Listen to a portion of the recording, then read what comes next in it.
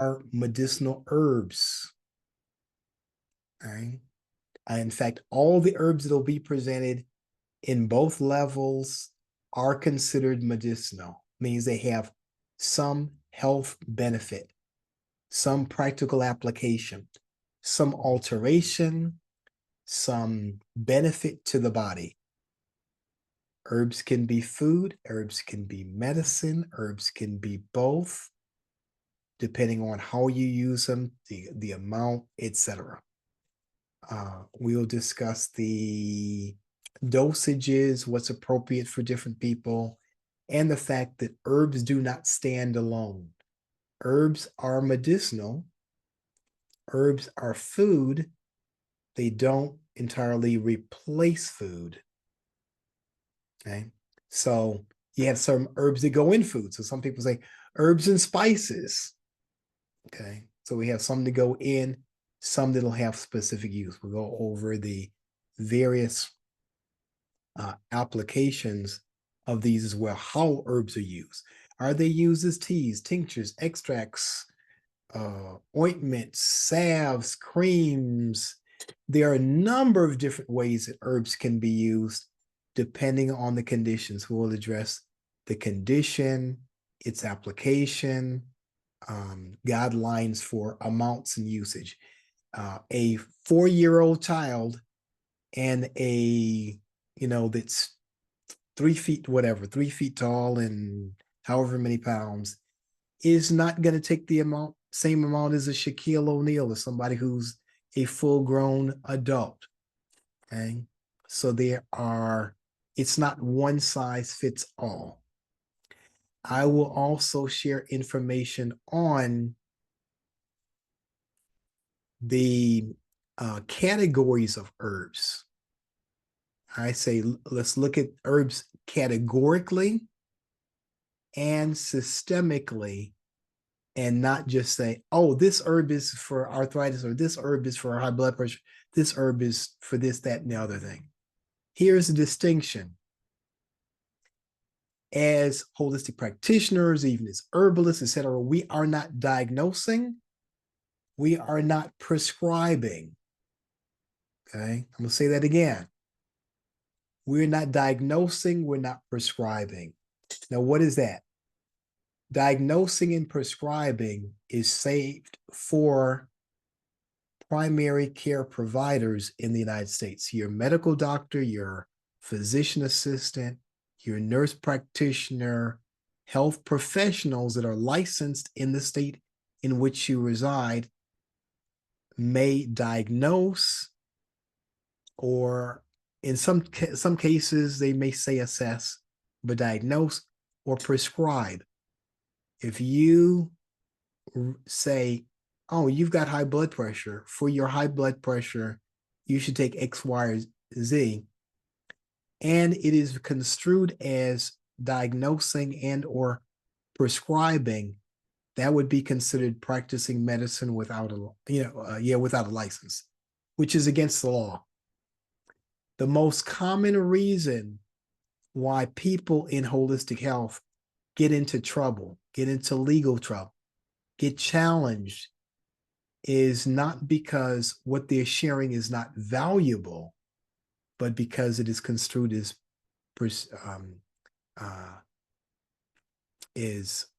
practicing medicine without a license. So there are some things that are reserved by law, by description, by the what's called scope of practice. Okay, so every profession has a scope of practice. You can do this, but you can't do that. Okay, some chiropractors, you can do some adjustments and you can do some manipulation in some states, but you can't do surgery. Okay, so we don't want to practice medicine without license. But what can you do? You can help yourself. You can help your loved ones. You can do some things. You can educate people to an extent. You can share information on what foods, what herbs tend to support various systems of the body. So how I'll present things, even though in the body of the information and in most of the text, it often will state certain conditions or ailments. Understand that you got to be very careful in terms of how you share that. If you understand the function or the action of the herb, is this a decongestant? Is this something that improves your circulation or your respiratory system or your glandular system? Is something, what system of the body does it support? And what action does it tend to have that produces a particular result? Is different than saying this is for high blood pressure. There are herbs that are great for the circulatory system, and that's how they act and that's how they function. And so if a person takes something that improves their circulation and their blood pressure tends to come down as a result of that, great. You didn't have to treat the person for that. You helped the person to do things that supported the circulatory system. Make sense? Just give me, yeah, head nod. Okay, good. Okay. And there are some reactions, some reaction buttons on there as well. So, so, I like to get the thumbs up and that sort of thing.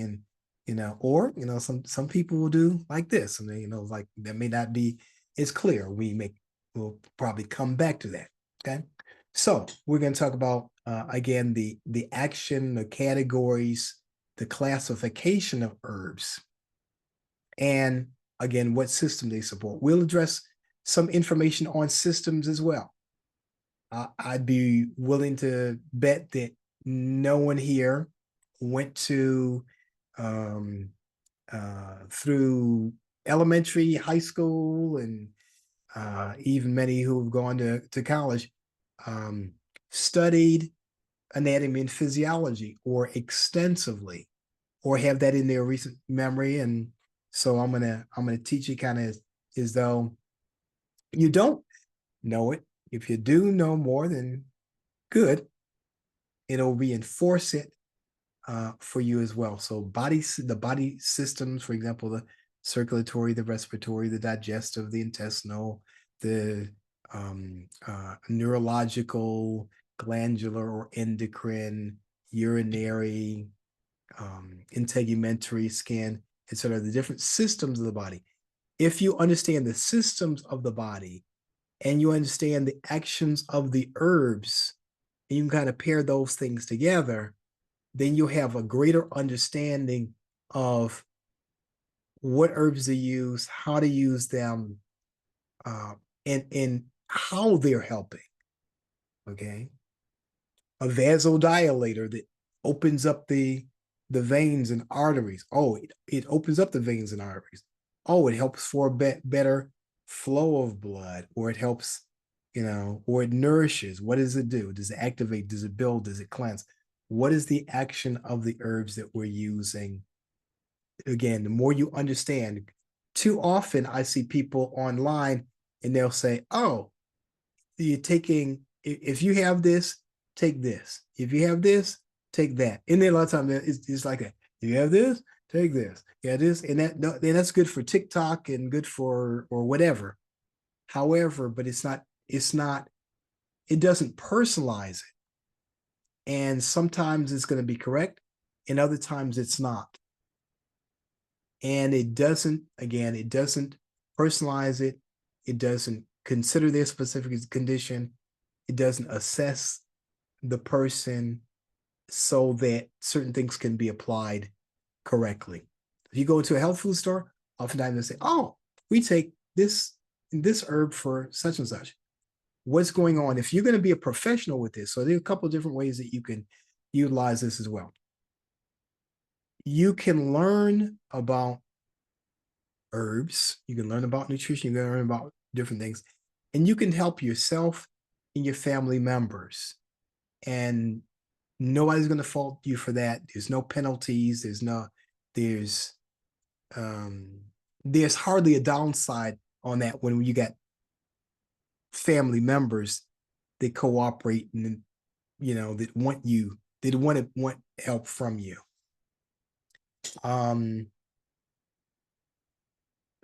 And then there are other people who want to go beyond that. They want to do something professionally. It's like, hey, I want to, let's say, distribute herbs, or I want to maybe have an herb store, or do some things online, or come up with some formulations, or understand what's in formulations so I can sell to the public. Different level of responsibility. So there's a lot of people who are out there. Okay, I got the cleanse packet, and just take this and I put these herbs together. And they may have just gone online and looked up some herbs and said, "Oh, this is good for this is good for kidney. This is good for liver. This is good for this. Okay, I'm going to put it all together and I'm going to sell that as a package." They may do that without much of a background or basis, or that just they did some reading, or they mimic somebody else's formula. As and there are some herbal blends and some things that are out there and available that may very well do a good job. If you want to be a professional with this, if you want to offer a service or something of a higher level of value, then that work comes in stages. It's different than going to a health food store or just buying something online. There's what I call ATM. ATM stands for assessment, treatment, and maintenance. Assessment means that you ask the person questions, similar to if you go to the doctor. If you say, "Oh, doctor, I got a headache," the doctor doesn't just say, "Oh, I'm going to write you this prescription." No. What do? They say, "Fill out this paperwork so we can have some health history." They're going to give you a physical examination. They may send you for tests, etc. Why? Because that headache could come from stress. It could be you hit your head. It could be a tumor. There's a number of, your blood sugar level could be off, of your blood pressure or something. So if someone just says, "Take this when you have a headache," because acetaminophen will get rid of the headache, but we've got white oak bark, we got a natural herbal pain reliever or something for inflammation, that person can still have whatever underlying problem. They still hit their head, they got damage, they got a concussion, okay? They still got the blood pressure, and their blood pressure may be so high that they have a headache as a result. So you did nothing for the blood pressure, you did something for the headache, and then the person ends up potentially even getting worse or dying, okay? So a good practitioner will have an assessment portion, verbal, written, combination, physical examination, etc., so they can make the best recommendations. It could be diet. Okay. So again, we don't just want to substitute an herb for a drug as much as get to a solution. That is more of a holistic concept. That's not just an herbalist viewpoint, because some herbalists, again, they apply herbs like drugs. They'll say, "You're taking this, take this instead." Okay. And again, that'll be helpful for some, may even be applicable for some, but it's different than if you're doing this as a practitioner. Okay, make sense? Sound good with me? I see one, two thumbs up. Okay, there we go. Yeah. All right. So what I'm going to share is we go along between level 1 and level 2, it's going to be close to 50 different herbs, what they are, where they found, their botanical names. All herbs are not the same. All herbs are not the same. Sourcing of the herbs is important. What you may be able to grow something in your backyard that's a medicinal herb. It doesn't mean it's going to have the same level of potency is something that's grown in a specific area, specific region that has a certain soil constitution, right? Okay. It's like you can grow grapes in your backyard and you can make wine from the grapes in your backyard, but it doesn't mean that it's going to be the same as something that's from Italy, South Africa, Australia, whatever, someplace that's known for the quality of its grapes, the taste, the certain whatever the flavors, whatever it gives it its uniqueness. That's soil, that's sun, that's moisture, that's a number of different conditions. So sourcing is vitally important.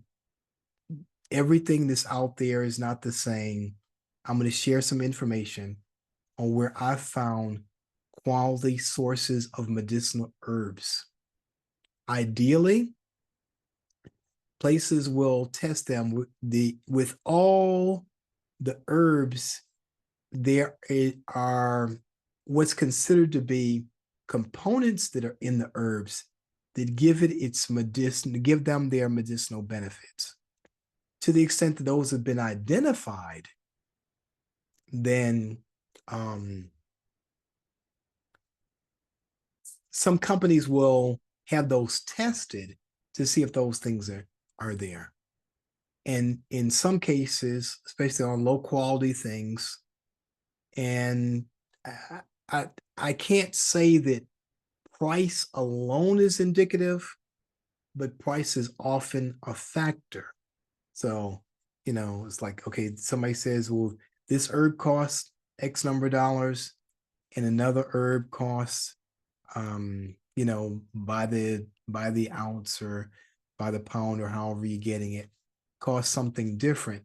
Someone may be tempted to and say, okay, I'm gonna get the least expensive thing. Is this and this? Okay, the quality of it could be completely different. I have been fortunate enough, I've had a lot of exposure. I've been fortunate enough to go into some laboratories where it is pharmaceutical grade type thing, and they test everything that comes to. Well, they tend to test in batches. They can't if they're getting tons. Obviously, they can't test all the tons, but they'll do samples of the batches, and then there are certain tests that they put it under light. They put have it um um I'll say utilize certain chemicals or certain processes to see the level of the active ingredient or the medicinal components in those herbs. Okay. And some of that I touch on. I got a section that I did on when herbs don't work. And some of that is because sourcing, potency, and again, different, back in the day, speaking of well, in this case, we're talking about cannabis.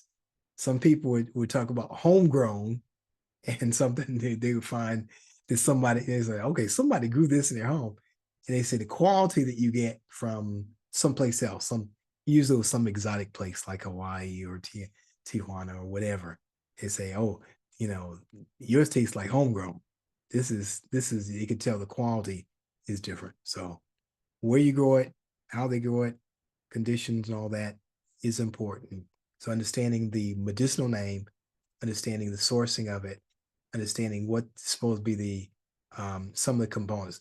I don't get into all the components that are attributed to every herb, every medicinal herb. You go in a little bit deeper, and in other levels, you may get a little bit more deeper into what those components are, what those factors are. Okay. And of course, and then other considerations like, is the soil clean? Is what are the conditions that the herbs are grown in when they're picked? Okay. And we'll talk about harvesting, where to harvest, where not to harvest. Uh,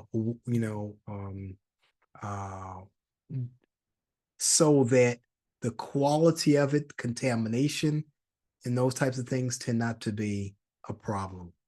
Yeah. Does it have is it grown or was it harvested in a particular area where there's a high potential for pollution, and therefore it has lead and heavy metals and some other stuff in it. Okay, so we got to know what we're getting. Okay, extraction, I talked about the extraction processes, etc. Okay, so that's kind of an overview. Herbs, medicinal herbs, the forms they're used in, the forms that they're used in relates to, so for example, you got teas. How do you make a tea? How do you make a tincture or 100% fluid extract? How do you make a salve, a cream? What are the components? How do you do these processes so you can do it at home? Now, in a face-to-face classroom situation, I'd have people make the various forms of the different formulations. Here, there'll be some demonstration, or in more so explanation of that. So some things you're going to have to do on your own, and you're successful with it, great, and share that. To the extent that there's some question or you get stuck in somewhere, then we can address those as well. All of these things you can do with some very basic and simple tools, some things that you can easily find in a store, sometimes hardware store. I like to use ball jars for some things. But you can, all the things that you need to make the teas, tinctures, extracts, etc., you can do that. Okay. That's basically it. So here, there's something I'm gonna do. I'm gonna take a kind of a pause here in terms of my sharing. And I'm gonna allow you time to come on, introduce yourself, and briefly say what interests you about herbs, medicinal herbs. Okay. So we're gonna keep it short and simple. And I'm gonna start with Aisha. Hi, good evening. I started taking herb classes maybe a couple years ago because I love tea. It started with my love of tea. It started with hosting tea parties with my godmom. And after we got beyond the black tea, green tea, chamomile, lemon, and I started to explore other herbs and their properties, we started to introduce those. So that drew me to want to learn more. You talked about, those people who experiment by throwing things in jars and giving them to people like this. That is me. I am guilty. And I would like to deepen my understanding for herbs. I do appreciate all the factors that they entail. So I would like to know that and become a professional in the herbal world. So that is my goal for taking this class. Just have an overall love and would like a deeper understanding and certification. There we go. In this industry. That's me. Okay. Very good. Very good. And I am not going to slam anybody for how they were introduced or for sharing blends and those types of things. Let me be real clear in this. Okay. You can use, and it's perfectly legitimate, it's perfectly fine to use herbs recreationally. Okay. I mean, some herbs is like, okay, I just want a tea. Fine. It doesn't not have to be grown in the Andes and cured in the, whatever. It doesn't have to be all that.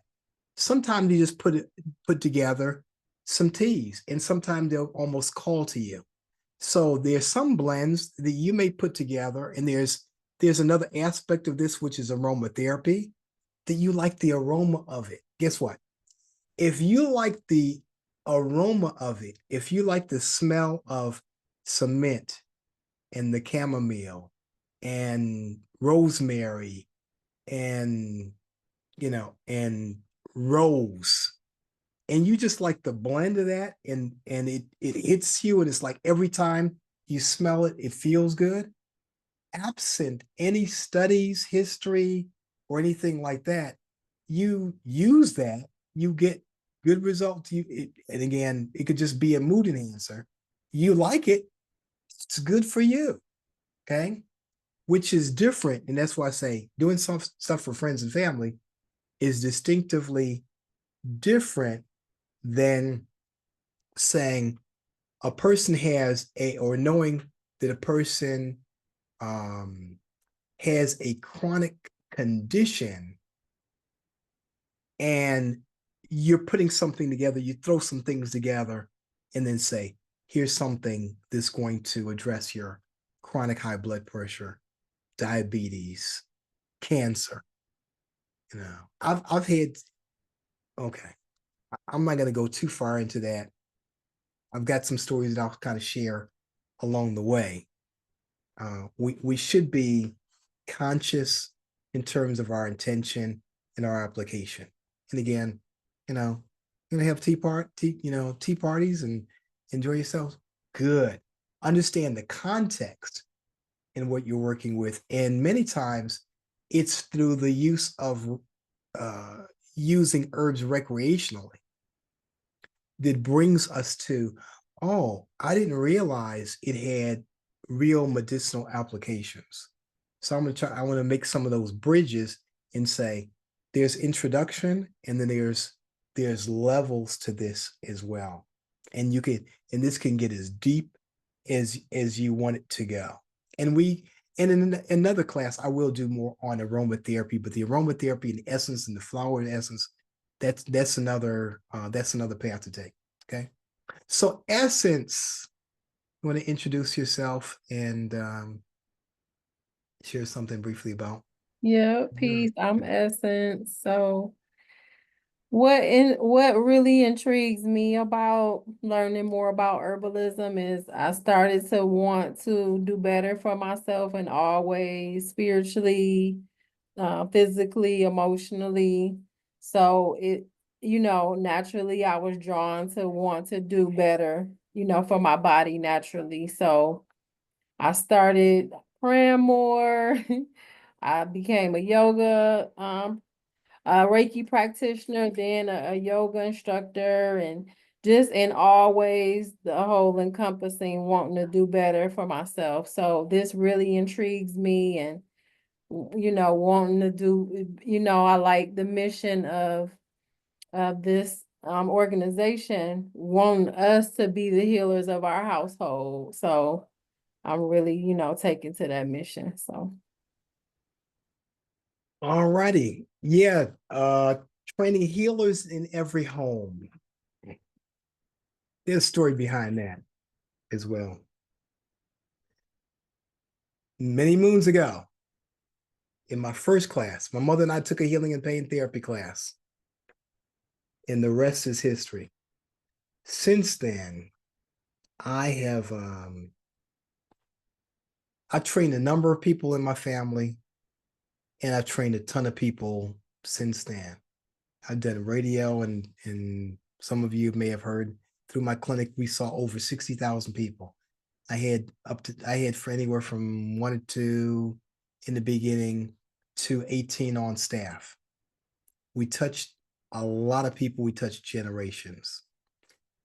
But where did it start? It started with me wanting to help my father and help the men in my family who had, typically high blood pressure and those things, and seeing opportunities to help individuals. We got a lot of girls and a few boys, and help these girls and these young folks coming up. Now we got a few generations that have been touched by this, and it's impacted. One person can make a profound impact. Heard the expression, there's one in every family. And usually that means that there's somebody who's trouble, right? It's like, oh my God, we're not gonna invite Boo Boo to the function because they gonna get drunk and they gonna turn up, right? So you got people like that. I've known families where every adult in the family was on drugs, right? Somebody got that started. Somebody was the first one. Conversely, what happens when you have somebody who's on a health path, and health track? So the people think and act differently, and they're like, okay, what are you doing? And what is that? And that tastes good. And they're like, and why are you doing that? They used to call me a health nut. And now people seek my advice all the time. So it's no longer nutty. Being healthy is the new flex. Okay. So we have Andrea as well. Andrea, you're going to unmute and share what brings you here.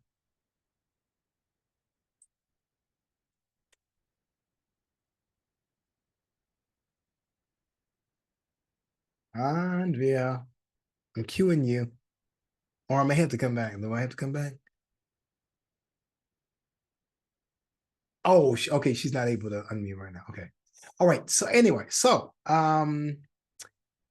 again, always exciting, always good, because I want to take people from where they are to another level, or 2 or 3. Whatever you have, great. Whatever you started with, great. Let's build on that and go further. And know that everything that you do, you're modeling something to someone younger, someone older, someone in your family, someone in your community. Okay. If we are the healer in our home, what does that mean? That means that we intentionally choose to do something that has a positive impact on those people who we know and love and care about. Why does that work? Why is that so powerful? When you do not have a relationship with someone, it could be your doctor, someone at a clinic, somewhere out there in the world. First time you meet your doctor, first time you go into a clinic or something like that. How are you treated? What's going on here? There's a lot of room for skepticism, for concern about whether or not the people who are treating us care. Are they engaged? Are they trustworthy? Are they doing certain things because of the money, because of the insurance, you don't need that. They just trying to bill your insurance. They just trying to run up a tab. So there's a lot of skepticism and the historic abuses that have been perpetrated, particularly on women and people of color over one decade, centuries now, okay, since the advent of medicine, where they said, oh, Black people don't feel pain like other people do, okay? Or whatever, the Tuskegee experiment, and that did not stand alone, okay? It wasn't just the Tuskegee experiment where we were victimized and experimented on and had a lot of these negative experiences and such, okay?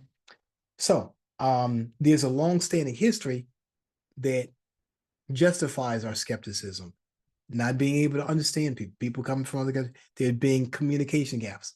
So what happens when we have healers in the home, if you got somebody who's conscientious, they're paying attention, they understand the process, they can help people to navigate through the process. They understand the function of assessment, treatment, maintenance, much less monitoring and measurement. They can better help everybody that wants to help, typically anybody that they are the patient advocate, for example, to navigate through the system differently. We can come to different decisions and better decisions in terms of care, treatment care course, okay? Just to elaborate on that a bit, you go to a doctor, let's say you go to a doctor with someone, and you understand the ATM model, okay? And they say, and the person is diagnosed with X, Y, or Z. Doctor, how are you assessing this? Are there other tests to verify? Because it's something serious, really serious. There's something that is long-term. We can call that chronic. you want to make sure that they are diagnosing the person correctly, properly. Many, at least 40%, I got to look up the most recent statistics on this, but some 40% or more, or 40% or more of the time, people are misdiagnosed. If a person is misdiagnosed, they're going to be mistreated. They're mistreated, it can cause them to have other problems, kidney, liver, this, that, and the other.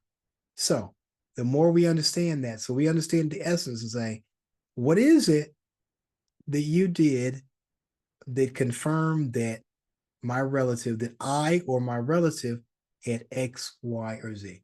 Well, we did this test, and we did this test, and we did this test.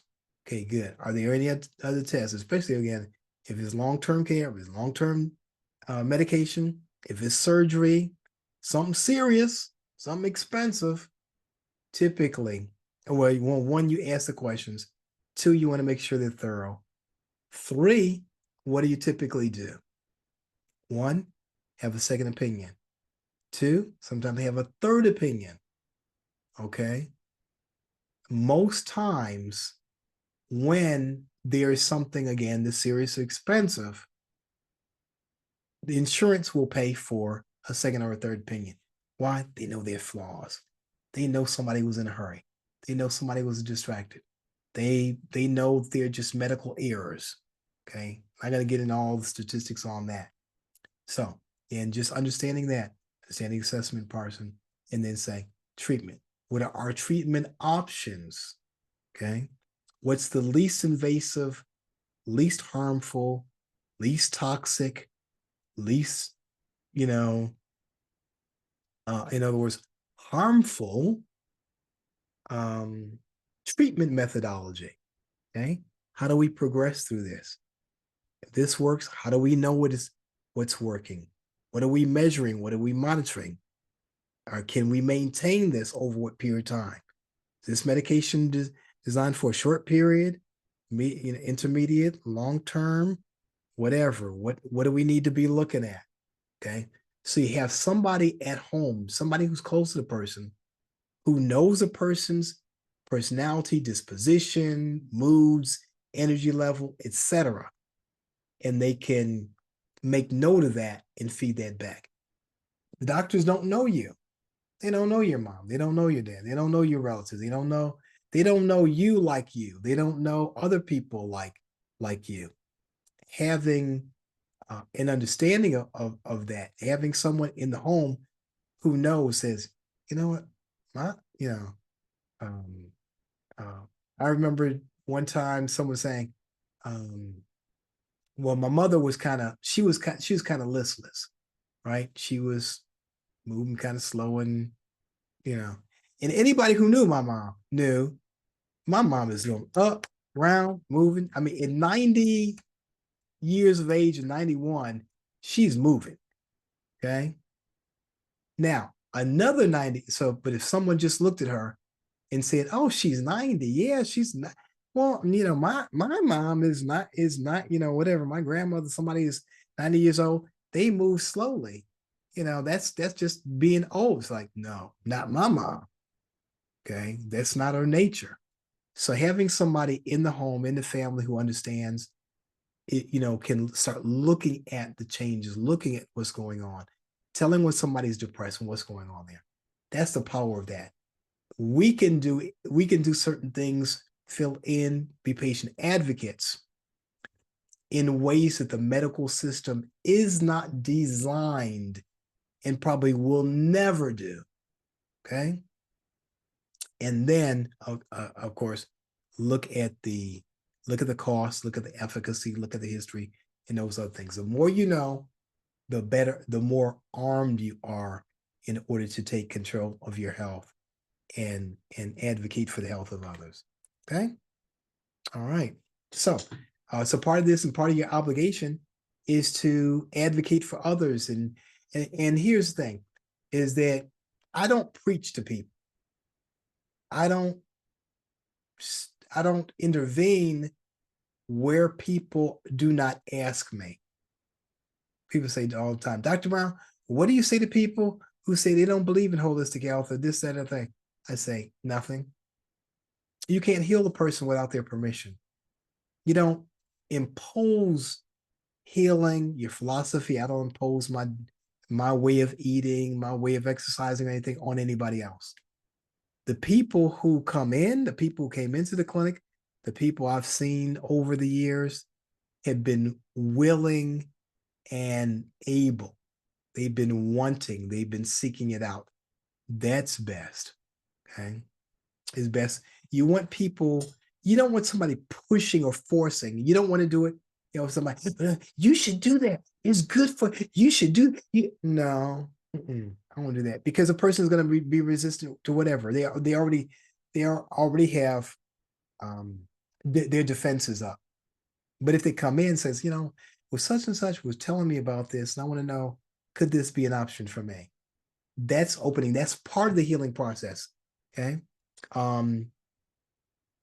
Scripturally speaking, you look at the healings attributed to Jesus, he said, and as a result of those healings, it's by your faith that you've been healed.